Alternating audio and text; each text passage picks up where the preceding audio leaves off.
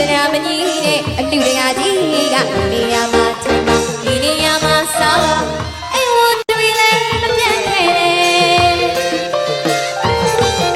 အပါရမီချီပဲအလူမကြီးကတရားတရားလေးတွေအားကောင်းတယ်စိတ်နဲ့ကိုယ်ရလက်ပြပွဲနဲ့ရေတွေချမ်းနဲ့မပြတ်အောင်နဲ့ယူချင်တာယူစားချင်တယ်လို့စားသဘောချိုင်မနှောခိုင်ဟောတိုက်ကျွေးလိုက်ပြီအဖို့မပြော